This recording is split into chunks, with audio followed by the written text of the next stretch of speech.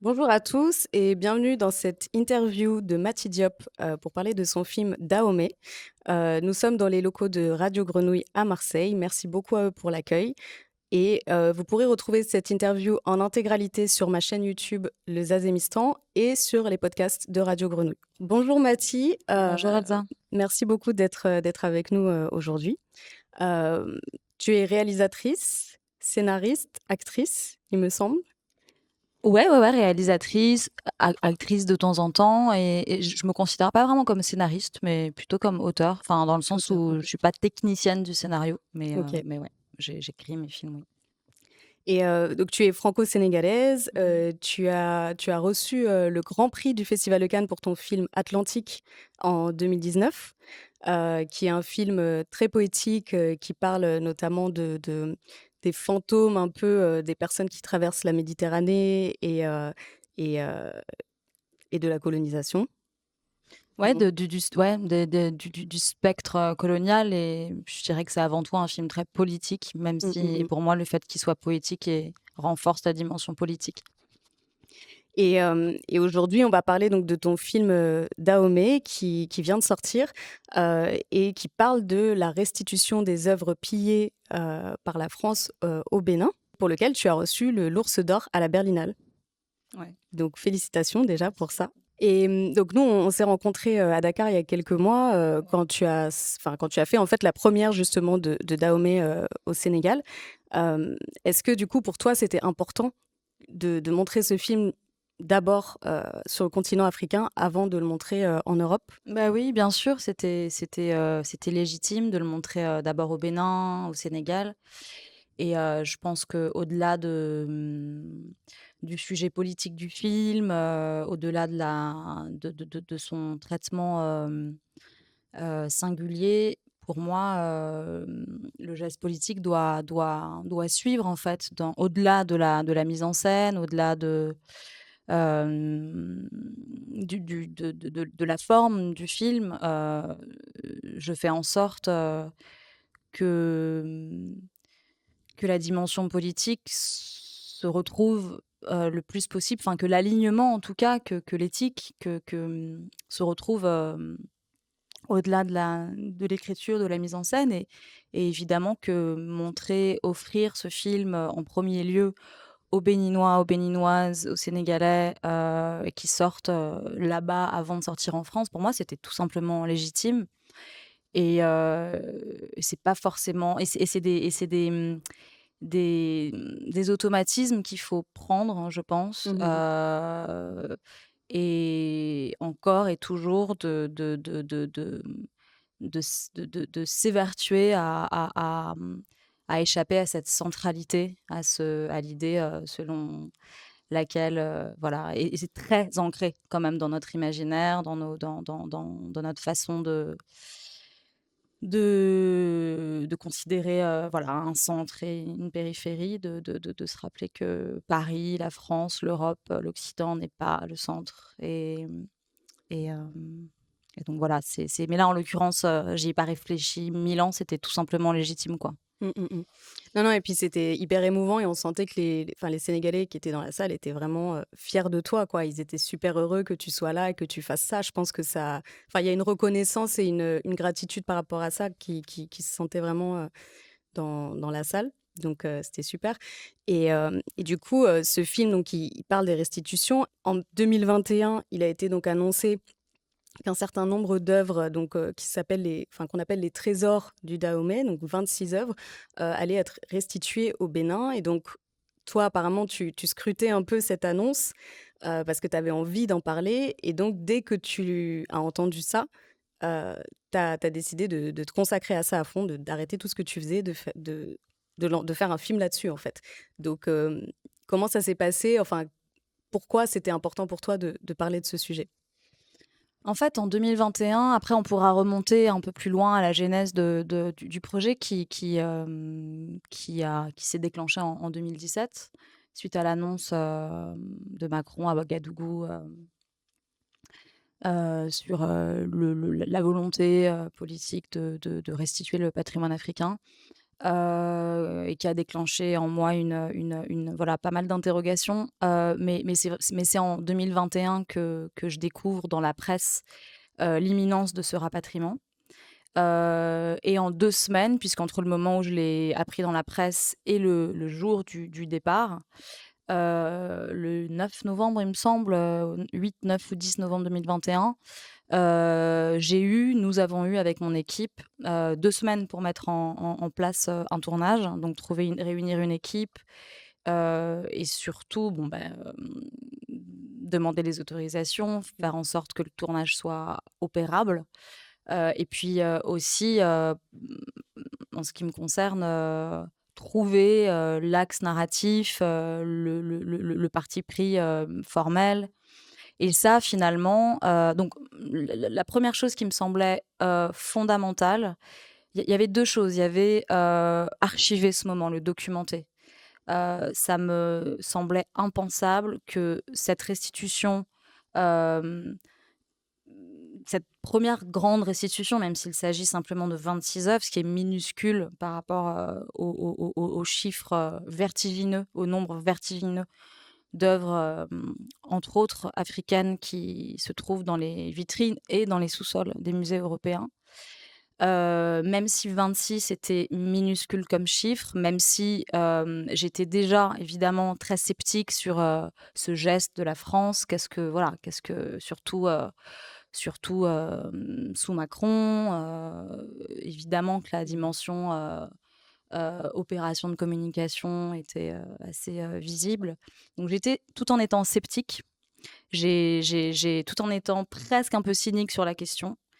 J'avais néanmoins le sentiment qu'il fallait accompagner ce moment et qu'il fallait pas céder en fait au scepticisme, qu'il fallait enfin moi j'ai eu envie d'accompagner ces trésors, de les accompagner de la France jusqu'au Bénin, d'accompagner ce retour, de se réapproprier un moment qui est aussi le nôtre.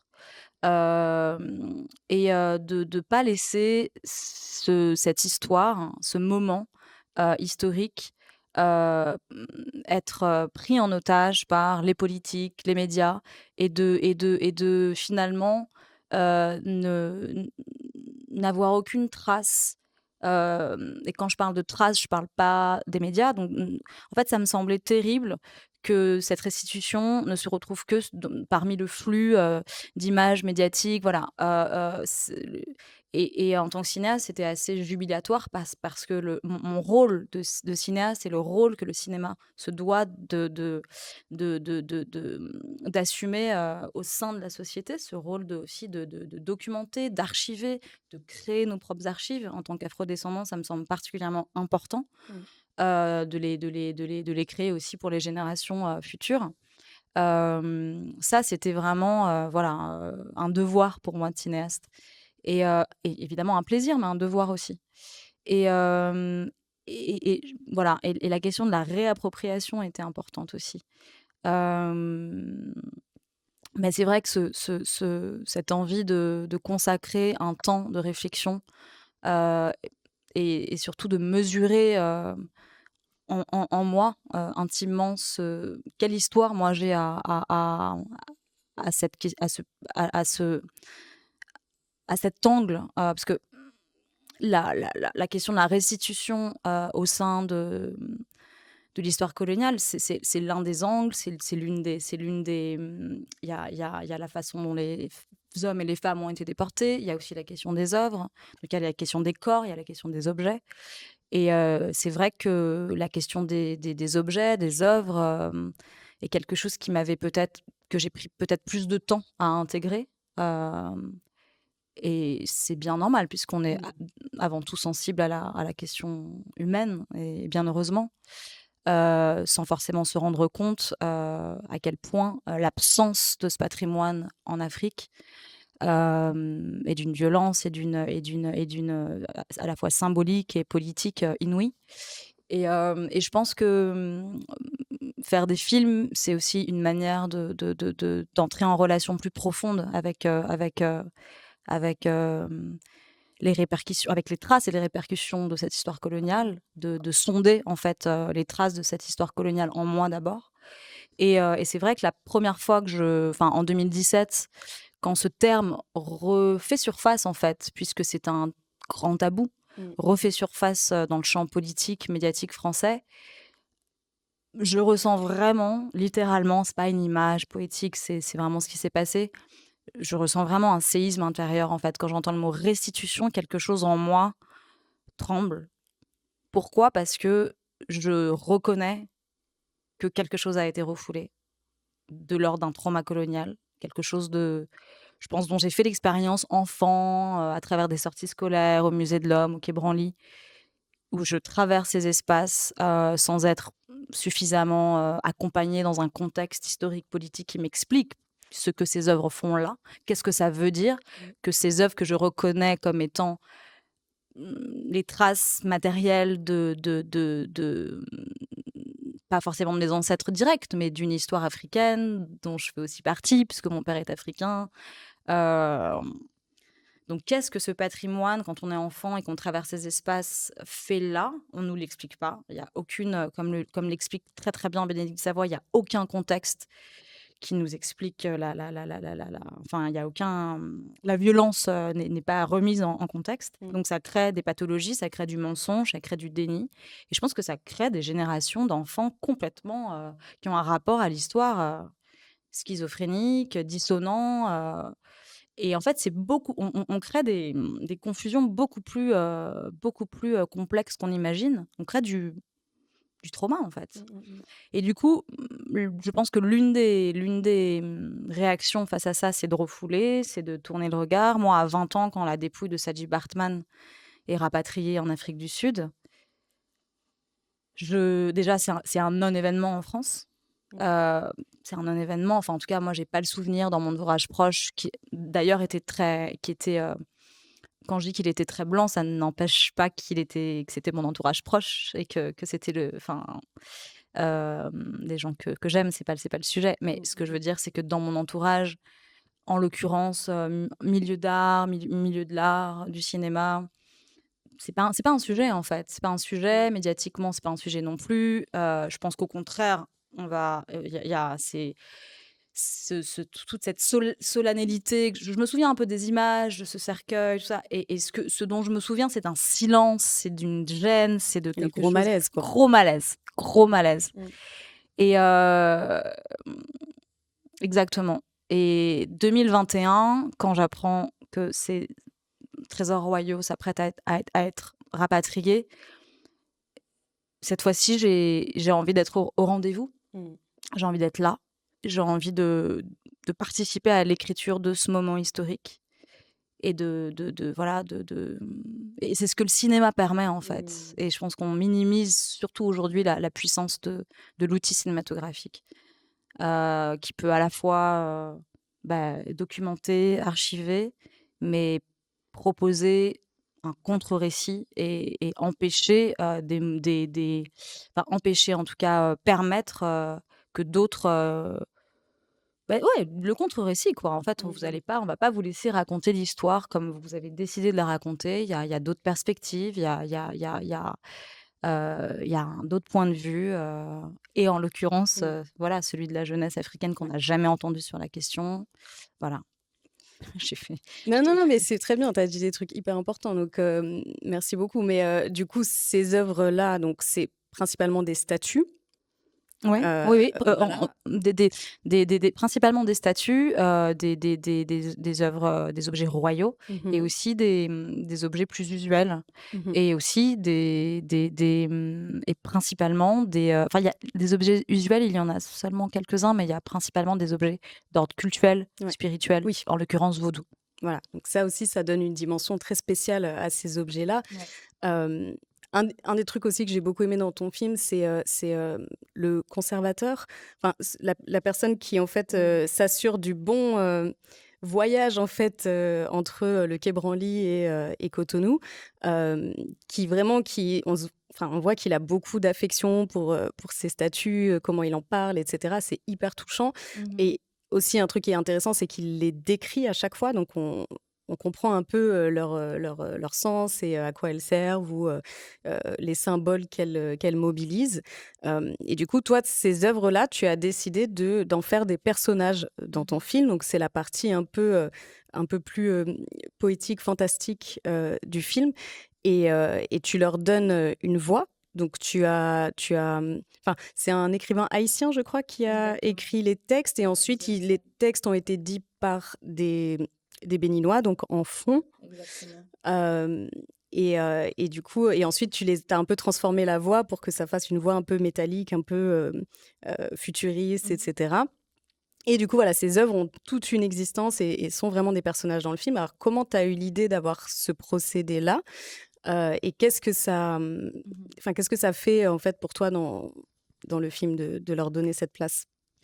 Bah, déjà pour moi, c'est important de dire parce que je constate depuis Atlantique, qu'en fait, finalement, je remarque que l'écriture, mmh, poétique que j'emprunte au cinéma de genre fantastique, mais qui fait aussi partie de ma sensibilité, à la fois propre et je pense aussi d'un héritage aussi, africain dans ma manière d'appréhender, l'invisible et ma manière de ne pas forcément justement poser de frontières entre, le visible, l'invisible, la vie, la mort, hem, le manifeste, le non manifeste.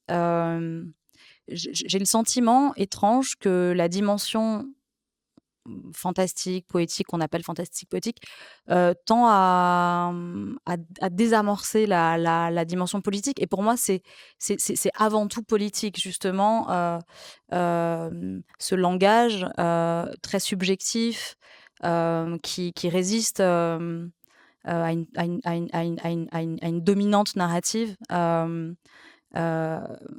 il est avant tout politique pour moi, rendre une voix au trésor, c'est avant tout c'est avant politique et oui, c'est poétique et c'est fantastique, mais c'est politique de leur rendre une voix, de les faire parler en fond, de leur rendre la voix dont elles ont été dépossédées et pour moi, ces œuvres, je les ai toujours envisagées comme, que ce les œuvres ou l'œuvre en question, l'œuvre que j'ai choisie pour incarner, l'âme des trésors, mais surtout l'âme de toute une communauté passée, présente, future, une communauté d'hommes et de femmes, hein.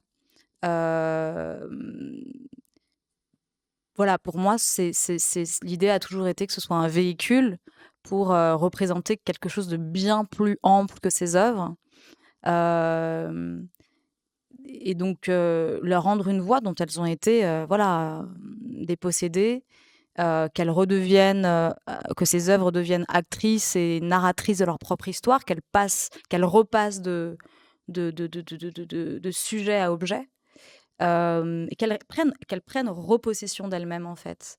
Pour moi, c'était l'idée du contre-récit, c'était ça et ça, c'est politique avant d'être poétique, selon moi et hem et en est alors, comment dire? Première étape dans la première étape de fabrication du film, le film alternait entre phase de tournage, phase de montage, phase plus réflexive. Au départ, j'ai failli ne pas du tout faire parler les œuvres parce que je trouvais qu'au contraire, durant les 15 premières minutes du film, lorsque, les œuvres étaient donc, retirées des caisses, mises en caisse, heu, on a d'ailleurs la sensation d'assister à un rite funéraire, qu'elles sont qu'au moment où on les enterre, elles sont peut-être en train de retrouver la vie, en tout cas qu'elles la retrouveront peut-être de l'autre côté ou enfin, après chacun, interprète ce moment à sa façon, c'était très troublant parce que c'est pas comme si c'est quelque chose que j'avais mis en scène, Mmh c'est mh. quelque chose qui émergeait du réel quelque part. C'est pour ça que la notion fantastique, Mmh. elle est relative puisque j'ai rien alors à part évidemment la musique, la voix, le récit, la façon dont je filme, c'est vrai qu'il y a aussi une dimension mystique qui est inhérente au réel que je filmais. Moi j'ajoute enfin j'ajoute, j'impose et je plaque le moins d'éléments fantastiques en fait sur la réalité. J'essaye au contraire de révéler ce qui ce qui se joue déjà de trouble et de spectral. Et en réalité, la simple présence de ces œuvres et tout ce qu'elles charrient comme imaginaire et comme passé, comme histoire, et il y a pas grand-chose, il y a pas énormément de choses finalement à plaquer dessus. C'est déjà ce qui se joue est déjà puissant, en fait. Et donc tout ça pour dire que c'était aussi, avant même que le texte n'arrive, c'était déjà très, très fort, en fait, de faire l'expérience des 15 premières minutes du film en silence. Je trouvais presque ça encore plus puissant et politique de pas les faire parler, de juste faire exister la puissance de leur silence, ça leur donnait énormément de charisme aussi, jusqu'à ce que je ressente, enfin, je trouve que c'était quand même très important, que les mots étaient extrêmement importants pour remettre en contexte.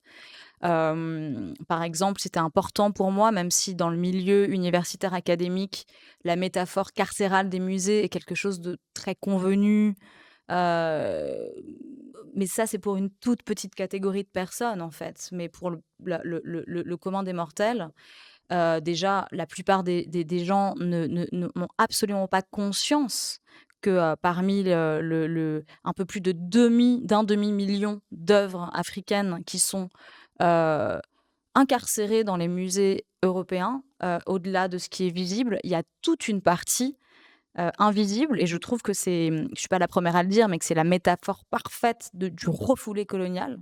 Ça peut pas être plus parfait comme métaphore du tabou colonial.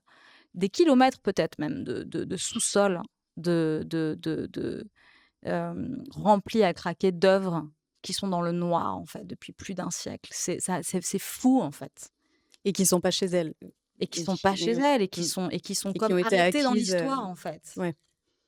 Et tu Oui, faisais allusion au discours de ouais. Sarkozy qui mais tu m'étonnes, enfin, c'est non seulement, hem, c'était quand? En 2007? Le micro, oui. Non seulement, Oui, en 2007, ouais. bon, en 2005, 2 ans avant, ils ont tenté de faire passer, je sais pas si c'était une loi, mais il y avait l'idée d'essayer dans les Sur les manuels côtés scolaires, positifs de sur la le côté colonisation, oui, oui, oui. positif de la colonisation. Ça, Mmh. c'est 2005. 2007, Sarkozy qui dit que l'Afrique n'est pas rentrée dans l'histoire.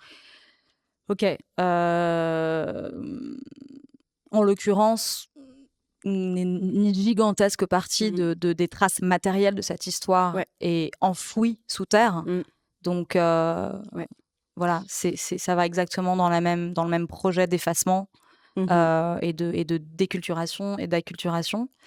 Et donc leur redonner une voix, leur Mmh. permettre à ces œuvres et à toutes les personnes qu'elles représentent, en fait, était fondamental pour moi. Et par exemple, voilà, sans cette voix, on ne peut le spectateur n'a pas de contexte en étant dans le noir. C'est important que les différents espaces symboliques que les œuvres traversent, les sous-sols, le voyage en cargo, que je voulais être enfin que j'ai voulu, je voulais que le voyage en cargo par rappel, mais fasse revivre, Mmh. mémoriellement, la déportation de ces Mmh. œuvres d'Afrique jusqu'en Europe, et en l'occurrence celle des hommes et des femmes pendant la traite.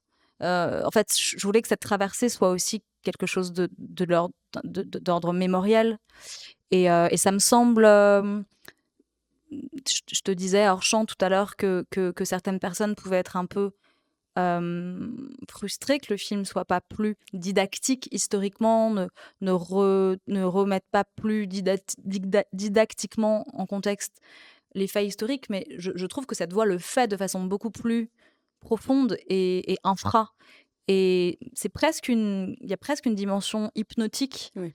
et j'aime vraiment l'idée de plonger le spectateur dans un rapport à l'histoire et à ce passé colonial beaucoup plus sensitif, parce que Mmh. je pense qu'il y a vraiment quelque chose dans l'imaginaire à travailler, et le fait que le spectateur puisse lui-même, en fait, visualiser cet espace, d souterrain, où se trouvent, Ouais. stockées ces œuvres, qu'il fasse l'expérience du déplacement, entre Paris Bénin et que à travers ce déplacement, il y ait que soit suscitée cette mémoire de la déportation. Enfin, je trouve ça beaucoup plus. Je trouve que la façon dont ça agit sur l'imaginaire est plus subversif qu'énoncer simplement des faits historiques qu'on peut finalement aller chercher dans un livre en fait. Mmh. Oui, oui, non, c'est très émotionnel et moi je trouve que, enfin, il y a plein de moments dans le film qui m'ont vraiment donné des frissons et je trouve que, enfin, effectivement, le voyage en cargo et tout, c'est assez impressionnant en fait à voir parce que effectivement, moi je trouve que ça évoque tout ce que tu dis et c'est vraiment le retour et encore une fois cette idée de restitution, de réparation entre guillemets. D'ailleurs, je voulais te demander, tu as vraiment mis des caméras dedans du coup, dans les caisses? Oui, oui, oui, oui. Et elles sont restées Bah, alors après techniquement, on l'a fait au moment où on a voulu le faire avec Joséphine pour un plan. Mmh. Non, là où le dispositif a été poussé de façon un peu geek, c'est que des toutes petites caméras, GoPro ont été Mmh. installées dans le cargo de OK. l'avion. OK. Donc ça veut dire que tout le voyage en entier des œuvres a été filmé en direct. Et pour moi, c'était pas pour, les filmer 6 heures durant dans le noir, c'était surtout pour, bah, déjà, je me suis un peu amusée avec l'idée enfin, je trouvais ça presque, en termes de principe, enfin de dispositif, j'aimais bien l'idée que de pas les lâcher, en Oui, fait, oui, de oui, pas les oui. lâcher. Oui, oui. Et puis je pensais aussi à une idée d'installation peut-être en parallèle du film.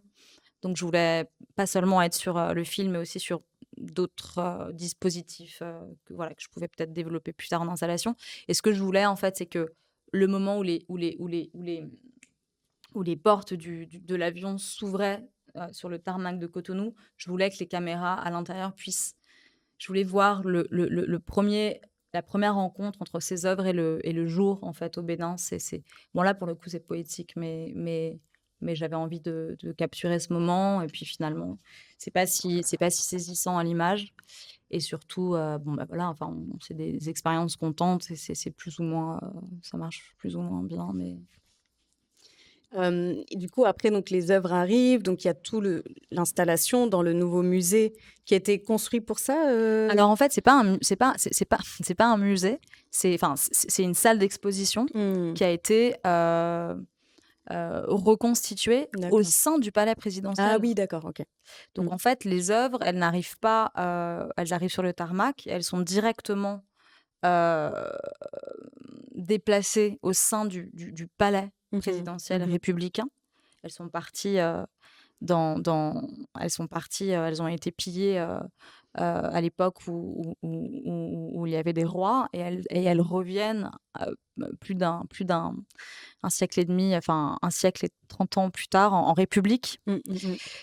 et et donc elles sont d'abord stockées Ouais. dans une pièce, réfrigérée du palais présidentiel, et donc on a l'occasion voilà, d'ouvrir avec elles les yeux sur ce nouvel espace qui est plus français que français, et qui crée chez elles un vertige. Je suis censée être entrée, mais où suis-je? Je vois pas la différence. Ouais. Ouais et j'aimais bien l'idée que la reconnaissance de ces œuvres, enfin surtout de l'esprit, de l'âme de ces œuvres se fasse, par le sens de l'odorat et de l'ouïe, mais que visuellement ça corresponde qu'il y ait une dissonance sensorielle et cognitive absolue, que visuellement elles ont l'impression d'être restées en France, mais que c'est les odeurs et le son qui leur rappellent qu'elles sont Mhm, bien chez elles, quoi. mhm. Moi, à chaque fois que je mets le premier pied sur le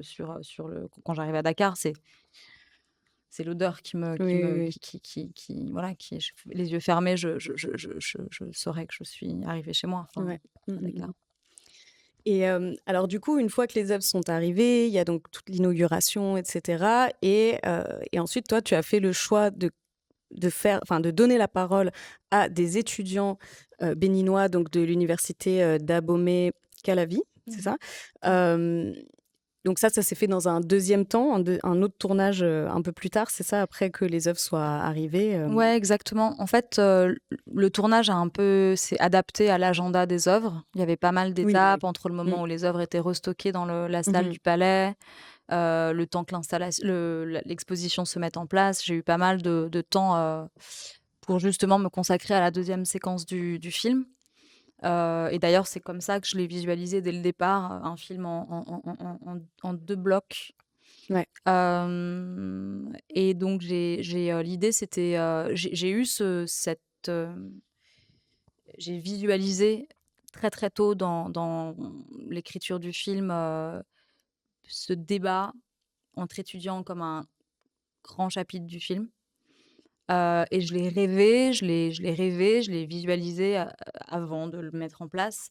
Ce qui était très important pour moi, c'est encore une fois de faire attention à pas plaquer, des fantasmes sur une réalité, déjà que je maîtrise absolument pas, puisque Mmh. non seulement je suis pas béninoise, mais au-delà de ça, je me suis d'abord renseignée sur le premier jour où les œuvres sont arrivées sur le tarmac, si au sein de l'université, si un débat avait été initié ou non par OK. les étudiants spontanément. Il se trouve que non, il y a une radio du campus qui s'appelle la radio Univers, qui avait initié, mais il y a des émissions tous les jours sur l'actualité et en effet, ils avaient initié, mais comme tous les jours, quoi. Une petite interview, ils étaient 5, ils en parlaient et ils en parlaient très bien d'ailleurs. C'était assez intéressant, les interventions. C'était des étudiants entre eux, mais c'était pas, plus Mmh. qu'une émission quotidienne et donc j'ai vérifié en effet que rien n'avait été organisé spontanément, et ce qui m'a d'autant plus convaincue de puisqu'ils n'avaient pas été initiés par eux-mêmes de le provoquer et j'ai avec, la collaboration d'un jeune cinéaste qui s'appelle Gildas Adamnou, et qui m'a assistée à la mise en scène sur ce film.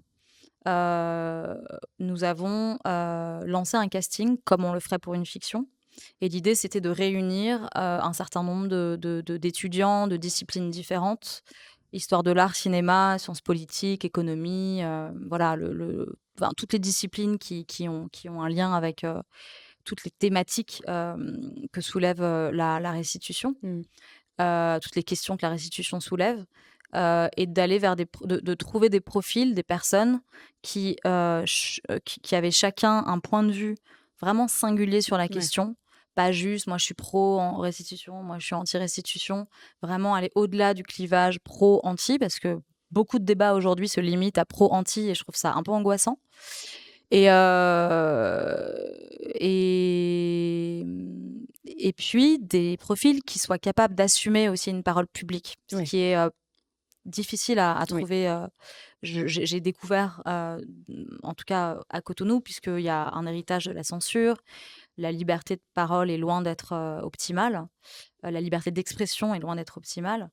Et donc j'ai mis du temps à trouver des profils, qui pouvaient assumer, Mmh. un propos public et qui avaient un point de vue singulier, personnel en fait, qui pensaient par eux-mêmes et puis qui pensaient pas la même chose. Pour moi, c'était très Mmh. important que ce débat, il soit restitué à une certaine jeunesse, mais qui restitue aussi la complexité du sujet.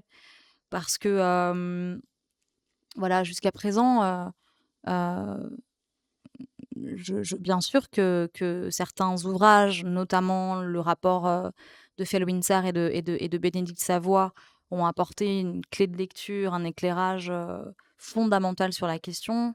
Heu, un petit peu après, je j'ai pas exactement l'année en tête de sa parution, mais l'ouvrage de Françoise Vergès aussi sur la question de la décolonisation des musées est fondamental aussi. Ça, c'est des ouvrages que j'ai découverts après le film.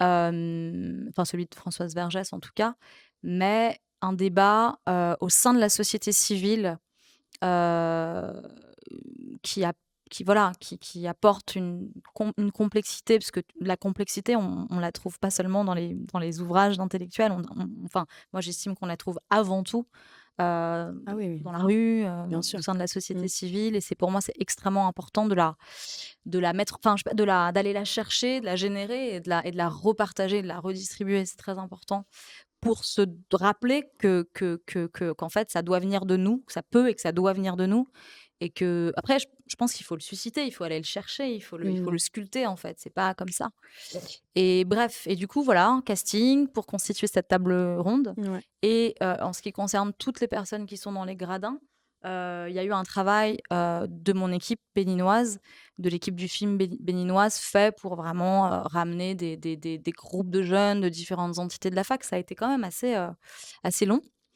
et donc c'est toute une mise en place, toute une mise en scène pour que se produise finalement une parole qui leur appartient entièrement.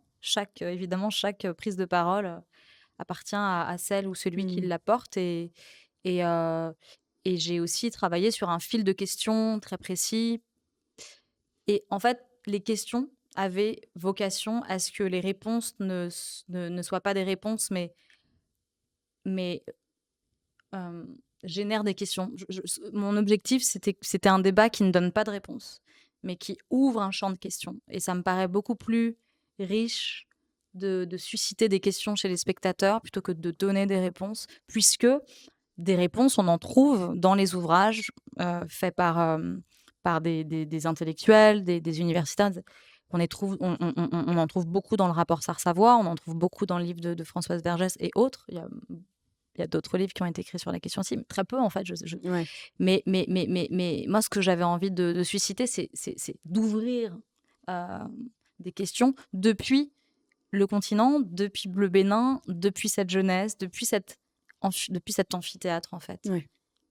Oui, oui, non, mais parce qu'en fait, c'est des questions, comme tu dis, qui sont beaucoup traitées par les universitaires, par les médias, et cetera, par des gens qui sont «légitimes» entre gros Exactement, guillemets, à exactement. parler de ces choses-là qui seraient soi-disant hyper, Et qu'ils le sont. savantes et compliquées, Oui, genre en mode tu peux pas avoir d'avis si tu as pas fait, bac+15 alors qu'en réalité, bah, non, enfin, si on fait une restitution, c'est quand même pour que, les personnes qui vivent sur place actuellement, puissent s'emparer de cette mémoire et exactement, cetera et du coup, c'est hyper important de savoir qu'est-ce qu'ils en pensent. Enfin, exactement. c'est moi, je trouve ça super frustrant justement que souvent on ne donne pas la parole, à la jeunesse africaine et qu'on parle à sa place. Tout à fait. À leur décharge, des ouvrages comme ce rapport de Bénédicte Savoie, Felwine Sarr ou l'ouvrage de Vergès dont on parle sont par ailleurs des ouvrages que je trouve d'une grande générosité et qui Mmh. sont accessibles, hein. Ouais, J'ai ouais. pas du tout le sentiment que ce soit des ouvrages qui s'adressent qu'à des experts, qui soient pas, Mmh. qui n'aient pas vocation à être partagés enfin, particulièrement le rapport Sarr-Savoie qui, bien qu'il ait été commandité par Macron, il a vraiment, c'est un ouvrage qui a été un peu, qui est devenu, ils ont transgressé, enfin selon moi, Mmh. ils ont transgressé la demande, verticale du président pour en faire un outil politique et je trouve que c'est un hold-up, magnifique.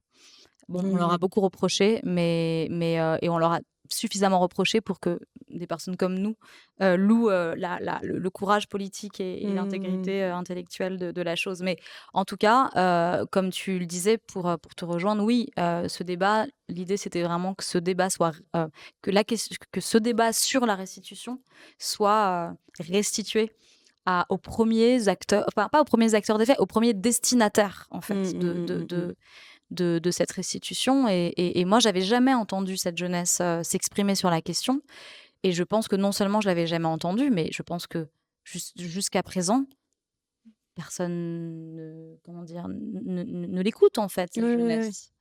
Heu, on parle beaucoup Ouais. d'elle, Mmh. hem, Oui, à avec des tort chiffres, et des à travers, avec statistiques des ou chiffres, des oui, oui. statistiques. C'est pour ça que moi je me défends beaucoup de l'idée de faire des films qui parlent de la jeunesse africaine. Mmh, Au mmh, mmh. secours, je fais pas des films qui je j'ai pas cette prétention et cette, je mais en revanche, mes films parlent du monde depuis des points précis, depuis Dakar en l'occurrence, et là, depuis le Bénin, je pense pas, mais en tout cas depuis cet amphithéâtre, où cette jeunesse, voilà, prend la parole sur sa propre histoire avec ses propres mots, Mmh, mmh, mmh. et ses propres contradictions et aussi ce que je trouvais important, c'est de mesurer, moi ce qui me et puis comment dire? C'est mon propre, ma propre relation à l'héritage de cette histoire coloniale que je viens dont je viens faire l'expérience en miroir aussi avec cette jeunesse. Quand je les interroge sur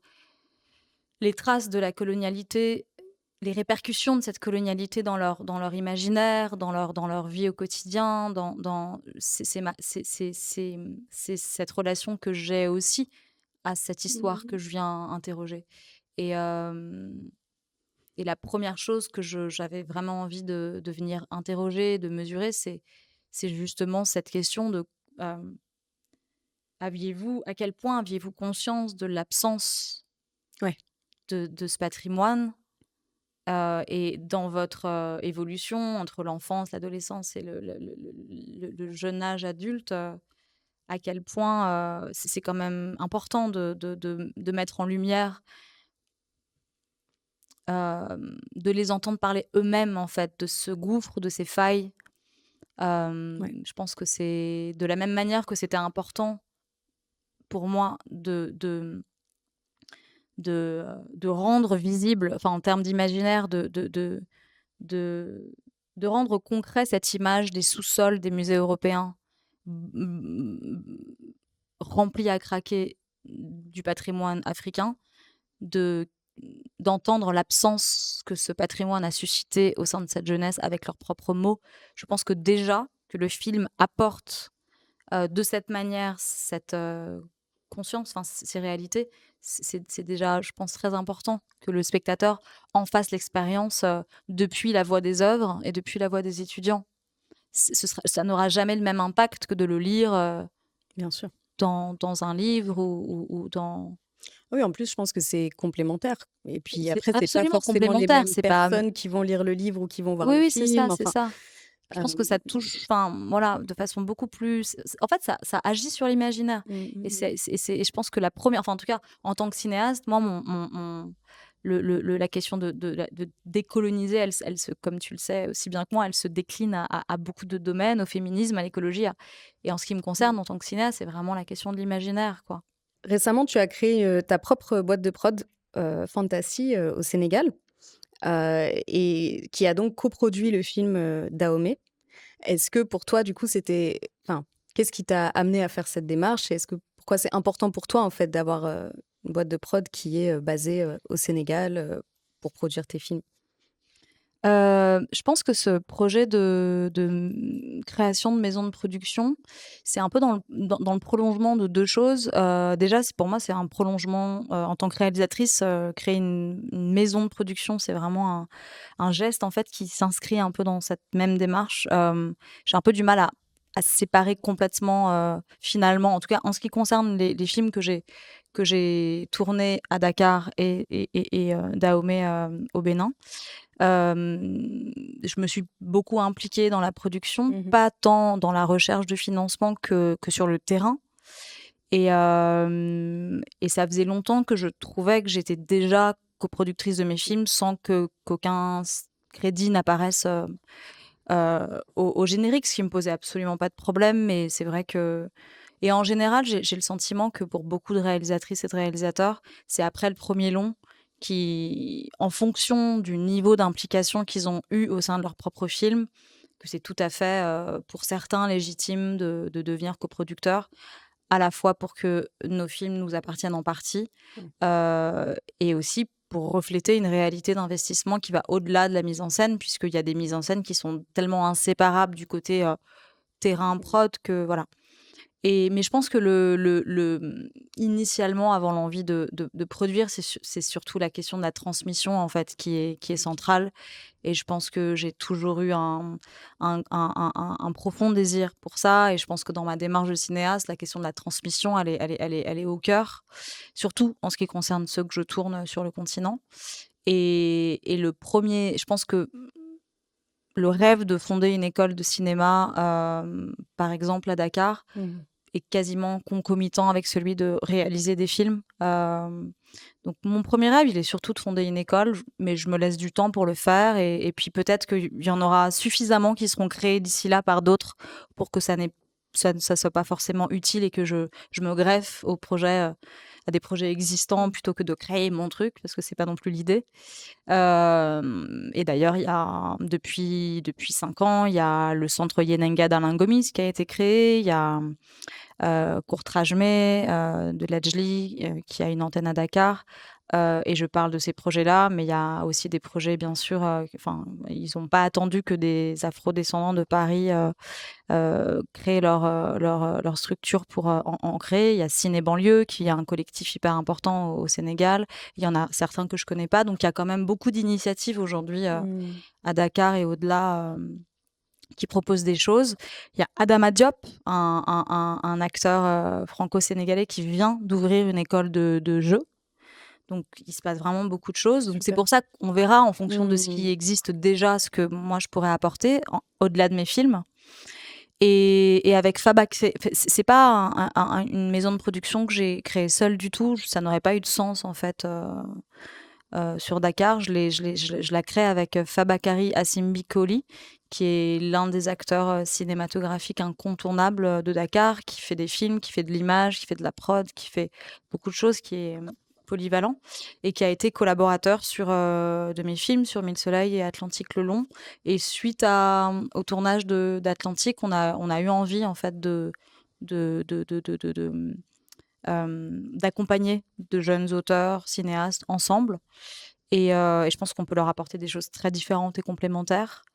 Et, c'est Dahomey, dans l'urgence de sa mise en place de tournage, tu sais, qui a pris 2 semaines entre l'annonce Mmh. du rapatriement et le tournage. C'est dans ce moment d'urgence que, après avoir proposé au Film du Bal de produire le film depuis la France, à Ève Robin et Judith Loulévy, j'ai décidé de coproduire le film, de créer ma boîte de prod avec Fabakary. Et c'était important pour moi que ce film sur la restitution, même si je le considère pas vraiment comme un film sur la restitution, mais touchant des dimensions bien plus larges, qu'il soit porté autant par une boîte française qu'une boîte, en l'occurrence, sénégalaise. Sénégalaise. OK. Voilà. Ben, merci beaucoup Merci à toi, pour, Elsa. d'avoir répondu, à mes questions. Du coup, le film, il est en salle dans toute la Ouais, il sort le France 11 septembre, ouais. et bah, du coup, il sera sorti, quand on va diffuser, OK. l'interview, donc c'est super. Allez le voir vraiment, c'est extrêmement intéressant et touchant et du coup, voilà, vous pouvez retrouver donc cette interview sur YouTube, sur les podcasts de Radio Grenouille et sur mes réseaux sociaux également, je vais mettre des extraits.